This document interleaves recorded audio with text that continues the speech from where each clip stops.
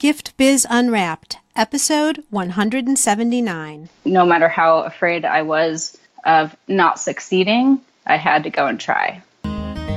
Attention gifters, bakers, crafters, and makers. Pursuing your dream can be fun.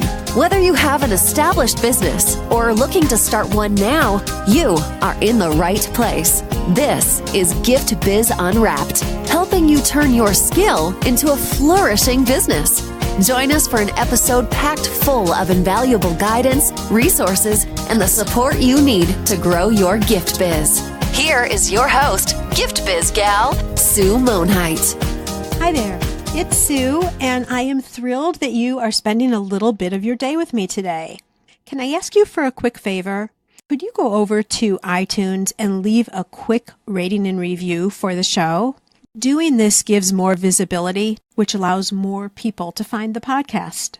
We're all givers here, and we all love paying it forward. So that minute that it would take for you to do that for me would be so greatly appreciated. Not just by me, but by the new listeners that can come into the show. That was my first question, and now I have another question for you.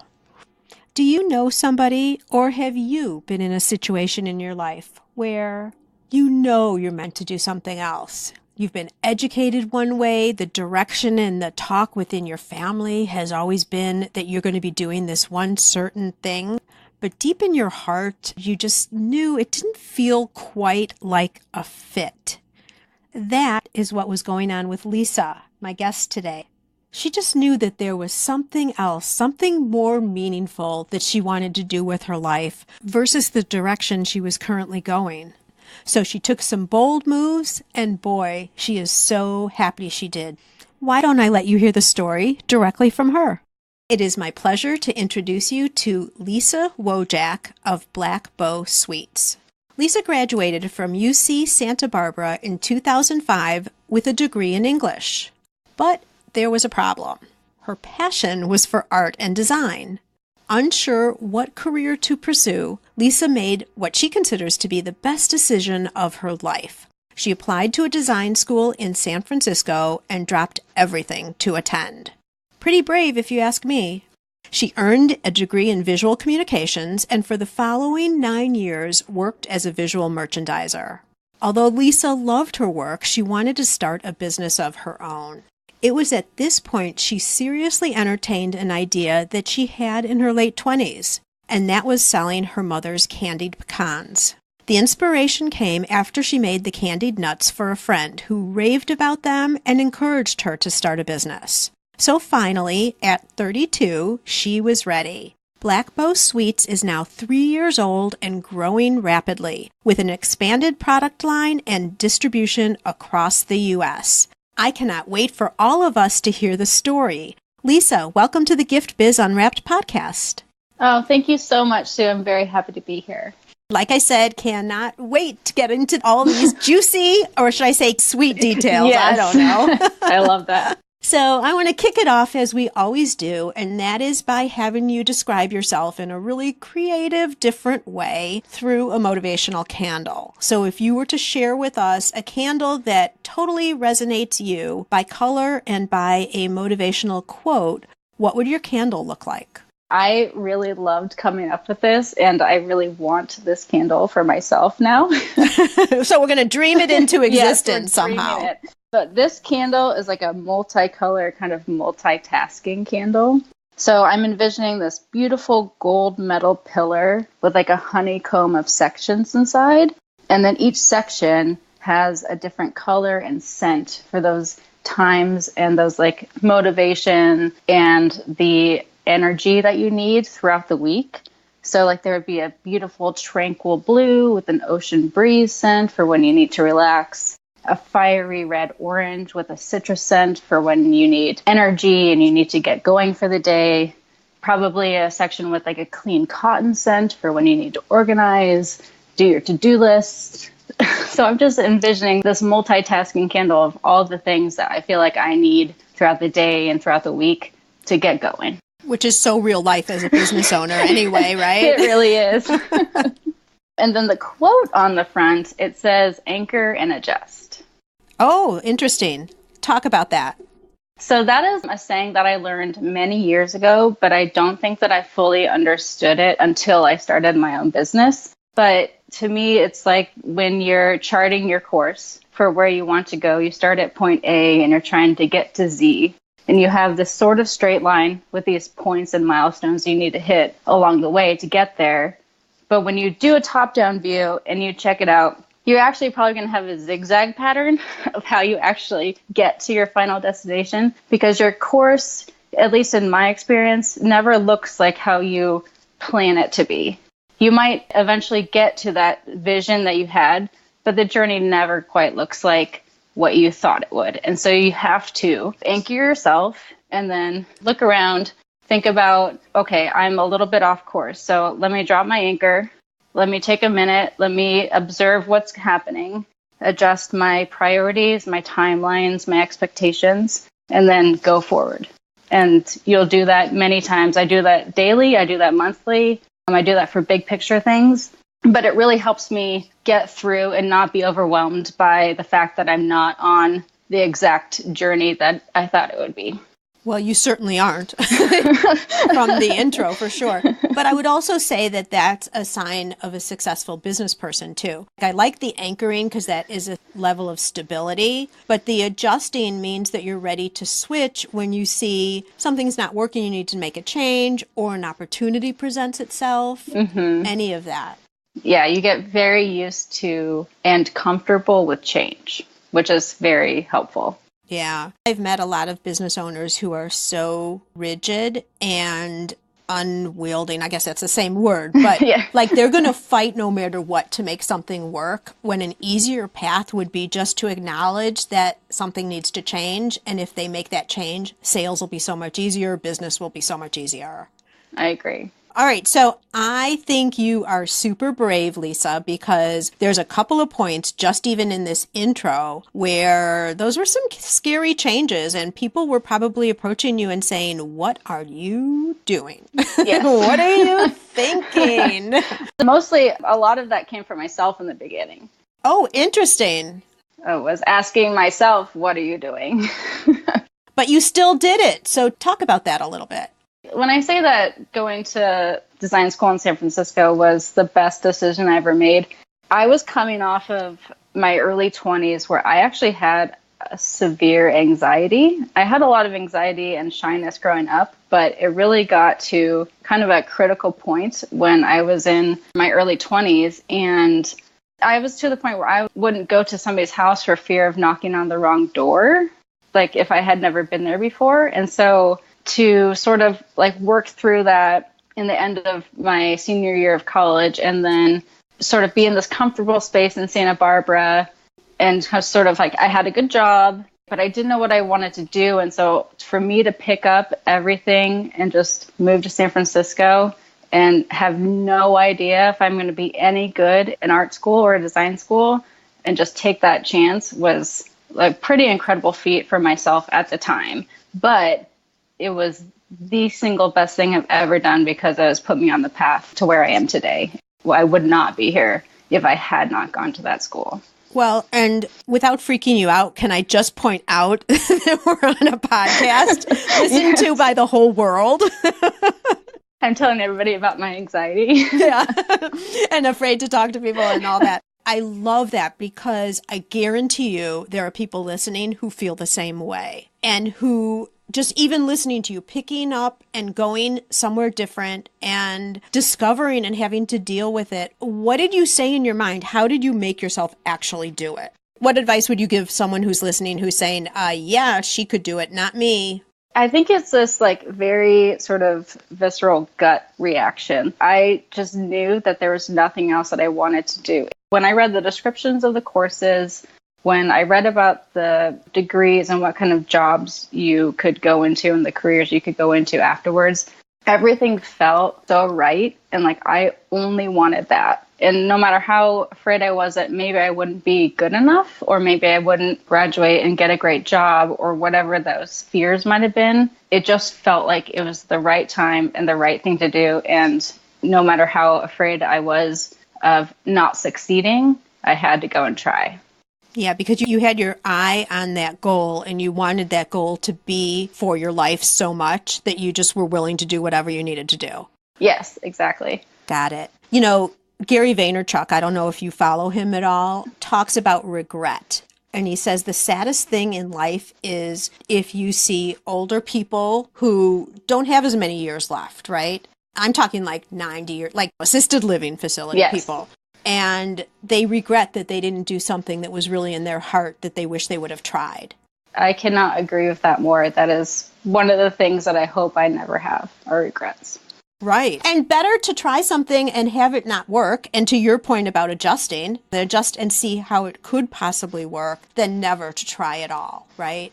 Right. So I think that is such an important message to your story. And I'm so glad we started with that.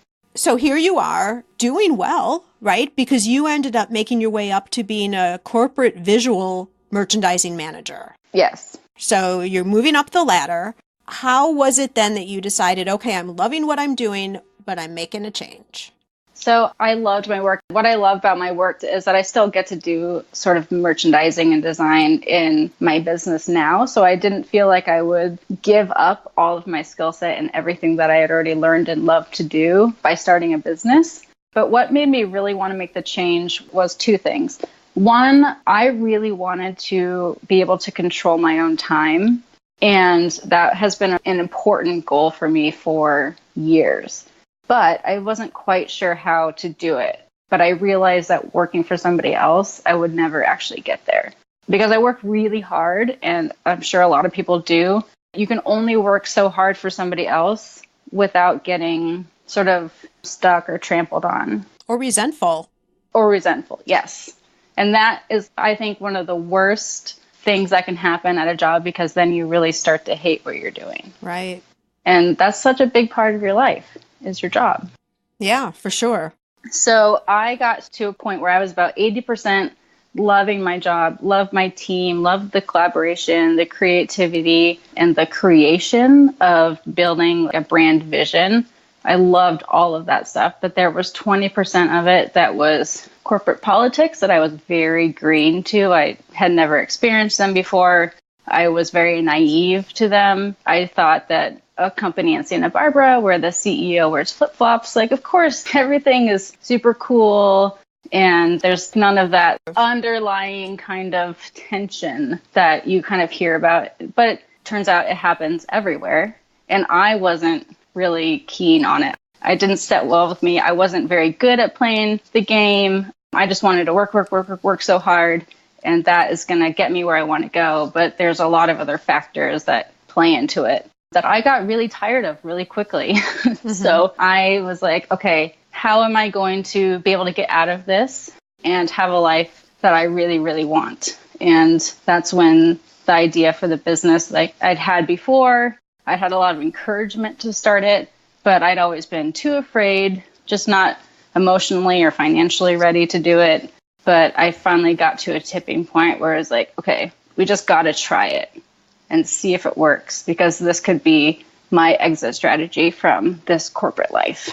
Yeah, I love this because I talk a lot. There are people who want to start a business and don't know what could possibly be, like they're searching for the idea. And having done this show for quite a bit now, we're on 170 some episodes. Right around the 75 point mark, I started seeing that there was commonality, like different reasons why people would start businesses. And I actually broke them into 3 versions, and that I talk about in episode 100. And that's not the point for it here. I'll connect that episode in the show notes. But you fall into the very first one, and that is, what did you like to do as a child? Or what did you enjoy? And your mother's candied pecans, right? Yep. So it continues to prove the point that that's a great place for people, if they really enjoyed something as a child, to think about that and see if there's some type of business that could be wrapped around with that. And it sounds like for you, Lisa, you had that in the back of your mind for years.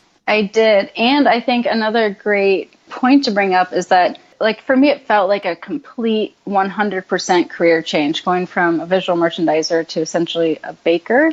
But I use all of the skill set and all of the planning tools and all of the things that I and like brand building platforms that I used at my corporate job, I use them in my business now. So it's not like I had to abandon everything I knew to start something completely over.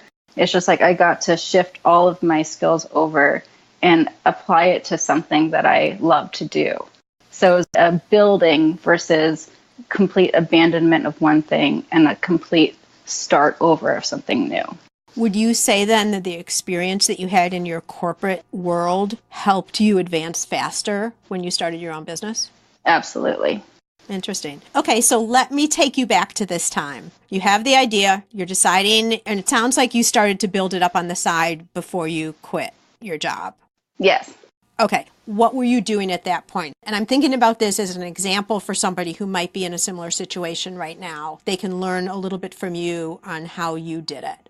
So you're still working, but what were the first things that you started doing for building your own business? The very, very first thing I did is when I was starting to get very frustrated with my job and my personal life, I felt like I was losing control of a lot of my external factors. I felt like a lot of things were keeping me down and I didn't know how to take control of them. So I decided to enter this candied pecan recipe into the Santa Barbara Fair and Expo. And they have a food competition there. And so I entered an amateur division and I just wanted to see a reaction of people who didn't know me, hadn't had the pecans before, and see if they were a hit or not. And so this was sort of my first step in trying to test the market in kind of a small way. And so I made some packaging that I had already designed. I'd put labels on boxes. I did a beautiful display. I made the pecans and I put them into the competition and they ended up winning first place in my category. Wow, congratulations. Thank you. That's a statement. Oh my gosh, it was such validation and it gave me such a boost of confidence to go and say, hey, this might be something I can do. But even then, it still took me a couple of months to really say, okay, I'm going to do this, because it gave me a little bit of a high. But then I got to that point where I'm like, well, I don't know what to do next. Mm-hmm. And so what I started to do was just research all the things that you need for a business, like permits, health permits. I looked into cottage food laws versus getting a processed food registration, which means you can sell across the U.S., you can ship things, you can sell outside your county. Like there's all these different food regulations that I had no idea about. So I spent hours and hours and hours on Google looking at all the different things that I might need to start a business, and then started to compile a list and decided what was most important, and then just started checking them off one by one, because it was very overwhelming in the beginning. It's so much information and I had no idea how to do any of it. And so it was daunting. And it made me be like, oh my gosh, I'm getting into these waters. I have no idea what I'm doing. Is this really scary? And can I really do this? And do you really want to? And do I really want to? Yeah. Yeah, because you were diving into, okay, what is the reality? Having a business and doing that and everyone loving my pecans is one thing, but wrapping a business around it that you want to sustain, that you don't want just to be available for a couple months, right, is a whole different story. So I think it's awesome. And 2 months isn't that long, really, but to dive in. And I bet at that time, if you can put yourself back there, it was overwhelming, but I'm thinking a little bit energizing and exciting too. I slept maybe 3 hours each night for like 6 months, because I would go to work during the day and I would come home, I would eat dinner, work out, and then from 8 p.m. to 3 a.m., that was my time to work on Black Bow Sweets. But I was so excited about it, I didn't notice or miss the sleep. I didn't feel drained. I didn't feel like I was deteriorating in any way, because it was super exciting. And once I have a goal, it's very hard to stop me from reaching it, no matter what emotional or physical pain I might put myself through. I'm just going to do it. And I was really, really into it. And the more I got into it, the more exciting it was, because I was learning so much too. And I love to learn. Oh, I love this story. So how long were you then in research prep mode? And then I think you said a couple months. Mm-hmm. What happened after that? So I incorporated on August 1st, and then that's sort of when all the research went into finding a commercial kitchen, figuring out how to get my health permits from the state, working through how to do nutrition logos that are FDA compliant, working through all the laws about food safety handling and all these things. So I would say that I did about a month of research. I got into a commercial kitchen in September. I practiced a lot and perfected the recipe, making it in big batches and in a commercial oven versus a home oven. Then I started the branding process and packaging process, which was fairly quick for me because I do have a design background. And so creating the logo and packaging was really, really fun. And that part went the most quick for me. So I was up and selling by the end of November. I had a website. I was fully licensed. When was that fair that you did? The fair was in April of that year. April. So 8 months. So April to August. Yep. April to August was like, am I really going to do this? Maybe I'll talk to some people, get their feedback. And then August was just like, let's hit the ground running. But you did a lot of work before you actually opened. Oh, yeah. Which I think it's the right way to go. Making sure you've set it up properly. You've tested, and of course yours is a little different because it's a consumable, so you're going to have to make the batches bigger. Why did you decide to go into a commercial kitchen right away?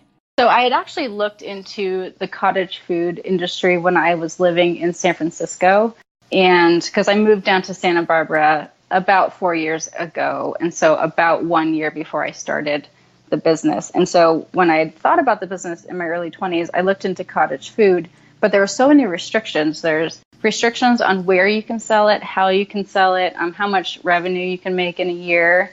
And so it's really good for people who want to sell at farmers markets and local fairs. Like if you have a great recipe and you want to do something on the side and not have it be maybe your main income source, that is perfect for those people. But since I wanted it to be a business that could span the entire country, have an online store, ship via all the carriers, all that stuff, I needed to have a state mandated health permit. Got it. So that's why I went there.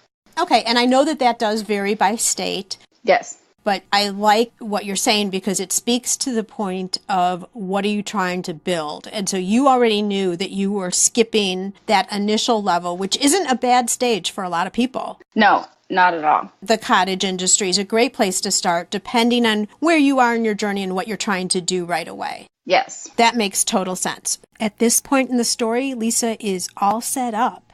Now it's time to get customers. We're going to hear what she did next, right after a word from our sponsor. This podcast is made possible thanks to the support of the Ribbon Print Company. Create custom ribbons right in your store or craft studio in seconds. Visit theribbonprintcompany.com for more information. Okay, you're at the point, you've gotten all of this done, your packaging is on point, you've got your name, you've got your product, you've figured out how you're going to make it in big batches. So now it's time to get the word out. What do you do? So I went to social media, which I'm still working on becoming great at. I think it's a continual process. Yes. Because it's always changing. It's always changing. I know once you land it and something's working, they're going to change it on you. So. And I relied so heavily on my friends and family to get the word out. I mean, I told everybody, I was like, look, I'm doing this. I brought samples to work. I just talked about it a lot, and I really got my friends and family to spread the word because they were super supportive of what I was doing. And then I started to work out my brand image and what it looked like online, which I feel like last year I finally kind of got where I wanted it to be, but it took a long time. I started figuring out what people might want other than me telling them they should buy these candied nuts. So I had my sister help me start making different recipes, ideas of how to use them. And so I'm trying to educate people and give them a broader spectrum of the brand and what we're doing.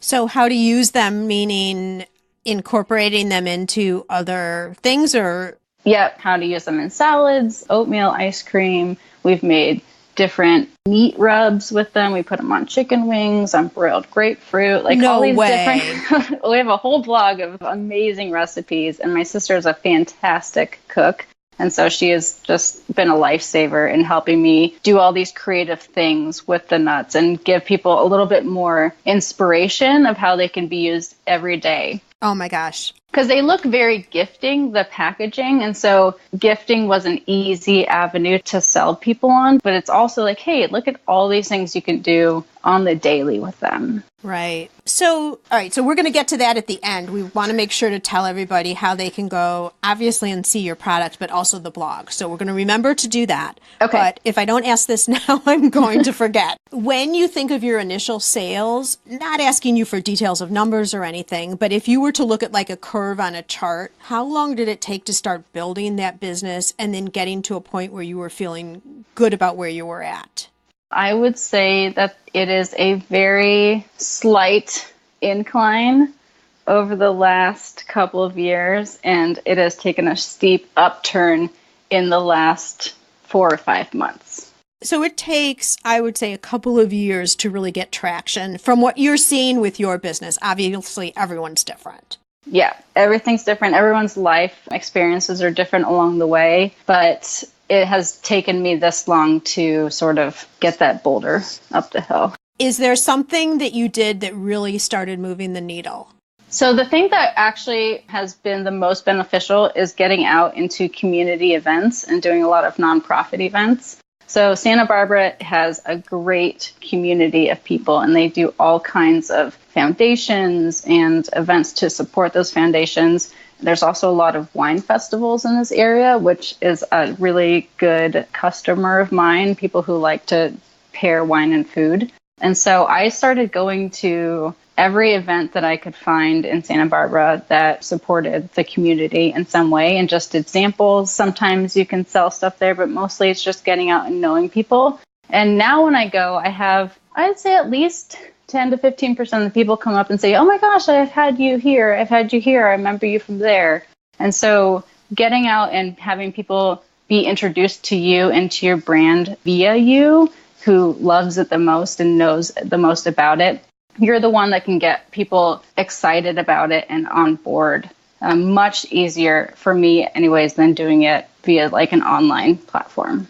That's a really good point, because you still are the brand. You're the one behind the vision of your business, and that personality adds to the product. Even though the product's delicious, it's another layer that people can talk about. The other thing I think that's really important now is a lot of people want to support community brands. Yes. So, and I know Santa Barbara overall is very into, and there's a lot of great things that are made there and sourced there. But I think for all of us in our different communities to make sure to get the word out that it's made right in your location will help jumpstart sales. Absolutely. And it also gives you a boost because people are reacting positively to you. And especially as me, as like a single person that works on this business, you can get into your own little silo and it can be sort of lonely and you can start to question yourself a lot. But when you get out into the community and you're getting positive feedback and good interaction, it also boosts you up and gives you more momentum to keep going. Absolutely. So you have expanded the product line, but now you're also getting distribution across America, right? Correct. How did that happen? So the biggest thing actually that we just went to where I met you at the National Gift Basket Convention. Mm-hmm. And that's actually been the best and most quick uptick of national clients that I've gotten in like one weekend, which is amazing. So now we're actually in gift basket producers in New York, Florida, Chicago, Arizona.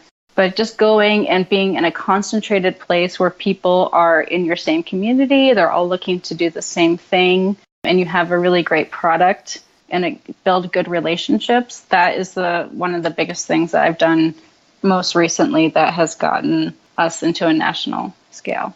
That's exciting. Your product is perfect for that genre, the gift basket industry. Mm-hmm. So that works really well. That industry is always interested in bringing something new to market, especially for corporate clients, because you don't want to be presenting the same thing over and over again, nor for this industry now, and I obviously know it very well, but also you don't want things that are going to be seen in your local Whole Foods or Yes. Michael's. So you want something special, unique, and high quality. And we're talking about, I'm going to say, not the national gift basket people, but the larger indie type people. And make no mistake, these folks are putting out hundreds of baskets, possibly even a week. So it's not like a onesie, twosie type thing either.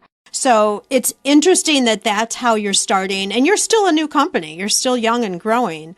But it's interesting how you've elected to start focusing on that national growth by really driving in on an industry that fits your product and an industry that has a need. Well, I feel very fortunate to have had some less successful runs early on, like the first year in business, because I was really trying to go the retail grocery route. And it was good at holiday time, but after that, like really people don't shop the aisles for a specialty candied nut. And so they didn't move. And we really had stagnant growth for this time period. And so then I was like, okay, let's go back to what did I used to make these for? And when I was younger, I used to make them for holiday gifts. And so what avenues can I reach a lot of people, not just on my website, not trying to just reach one person at a time, but what kind of industries do gifting? And that just led straight to gift baskets, corporate gifts, hotels. And so those are the three things that I have been focusing on for the last year and a half, and it's really paid off. Love it. And I love that it's industry specific. You've really made yourself a strategy, and you're working your strategy. You're working your plan now. Yes. So you're getting customers. You now want to make sure that you're keeping your customers that you're getting. So do you have something in place to help with that? Yeah, so this is one thing that I draw on from my corporate experience, but I used to work with a lot of vendors who would supply us with props and various things. And the ones that I appreciated the most were the ones that made my life so much easier. And so I try to do that for everybody else because I'm now serving the CEOs and the presidents of these gifting companies and these hotels. And so how do I make their life easier? And so I try to make sure that I'm over communicative. So to make sure that they know when things are arriving, how it's arriving, check in with them to make sure that they are happy with everything. Everything's on time. I want everything to be as seamless as possible. So I'm giving the best customer service. And then I also write thank you notes at the end of the year to every customer that I have. Like a real live note on paper that goes in the mail? Yep. Wow. With a stamp and everything. No. I know. It's crazy, right? That's one of the things that my parents really instilled when I was a kid. Like we always wrote thank you notes. And I'm so grateful for it now because I am so grateful to anybody who buys on our website, anybody who buys from us on a wholesale level. So I write thank you notes to hundreds of people at the end of the year. And it takes a lot of days and some hand cramps, but I will do it as long as I possibly can because I am just so thankful and I want people to know that they are helping grow a small business and this small business like really, really appreciates them.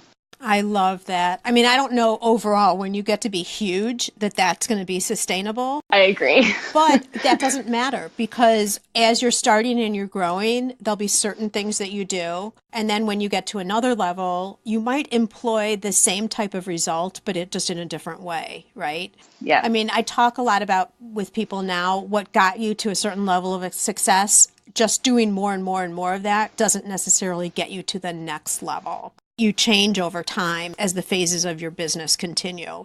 Yes. But it's that idea when someone gets that message from you, however it's delivered, and says, man, Lisa really thought about this and took the extra effort to show that she appreciated my business. That's important.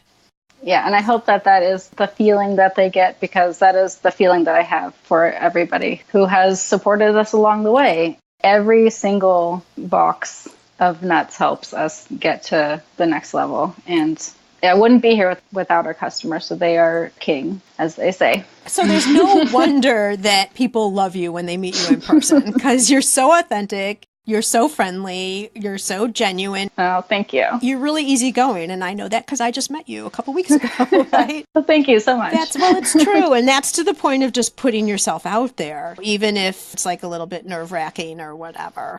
Yes. All right. So you talk about being a one-woman show, although I know you're not totally, because you do have some extra support. You were talking already with your sister, and I don't know, who were you with at the show? My dad came with me to the show. I thought that was your dad. But that's great because you need extra hands, you need support, and that's fabulous. Yeah. So during the day when you're working, is there some type of an app or something that you're using that helps you keep everything organized? You were talking earlier about when you were doing research, how you were making lists and all that. So I'm guessing you have some pretty good advice for us here. So I have two things that I love and use every single day.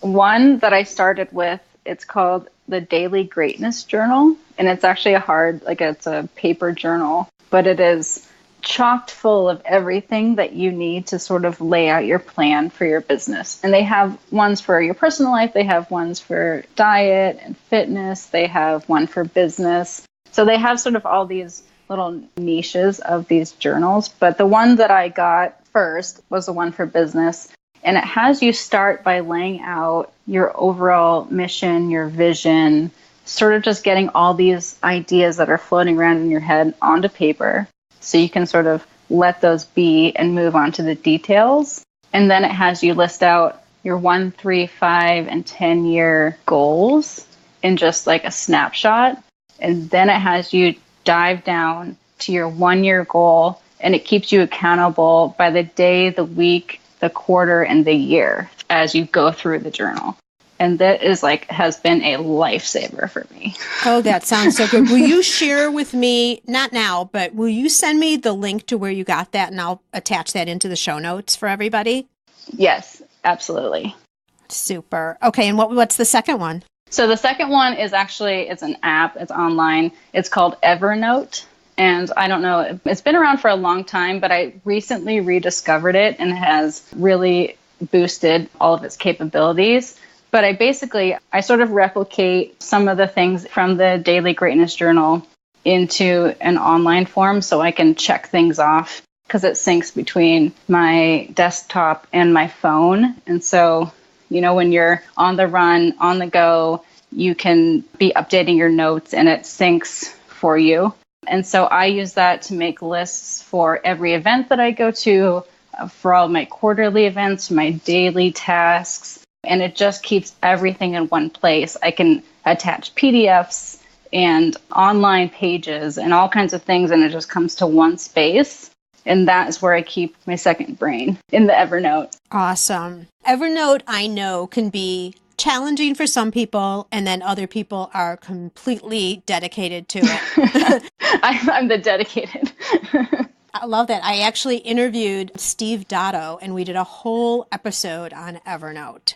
Oh, I have to listen to that. That was a couple, I'd say almost 2 years back now. I mean, it was way in the beginning. So I know Evernote has evolved, but if anybody's interested hearing different things you can do with Evernote, I mean, the guts and the base is the same. I will also reference that show in the show notes because that was a goodie. And Steve Dotto, if you ever want to know anything about anything, he has the videos for you.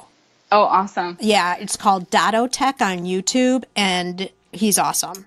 Fantastic. I'm going to look him up. Yeah, for sure. He's a crazy guy. So much fun.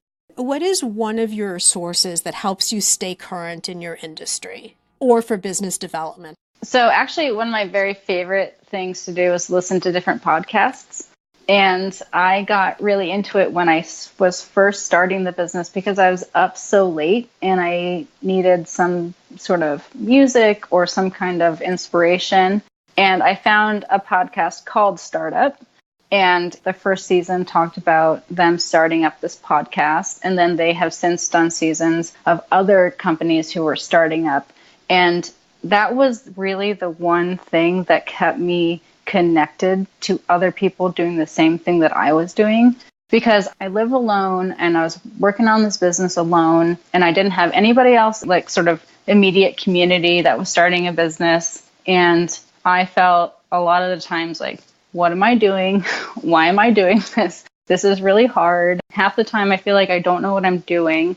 But then you listen to these podcasts and everybody feels the exact same way. You don't feel like you're the only one struggling and questioning all of your choices and like wondering if this is really something you should be doing. And you go through these troughs of sort of, I think they called it the trough of despair on this. But there are some days when you just get so bogged down by things that you really start to question everything you're doing. And usually the next day you're fine, but it's super normal for everybody to go through these kind of peaks and valleys.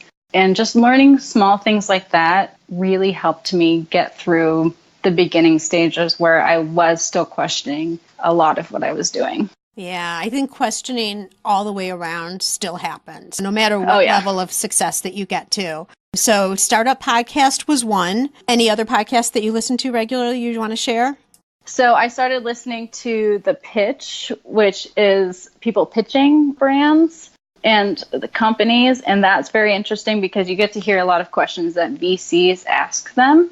And it really helped me think about things that I do in my business and how would I answer questions to those VCs and what should I be doing to think about these things. So I think I'm in that category of people that I don't necessarily listen to stuff super specific to the food industry, but I listen to growing companies, questions that people will ask them and about where they're going and how they're going to get there and how much does it cost to get there and those kinds of things that you can easily push aside and just pretend aren't there.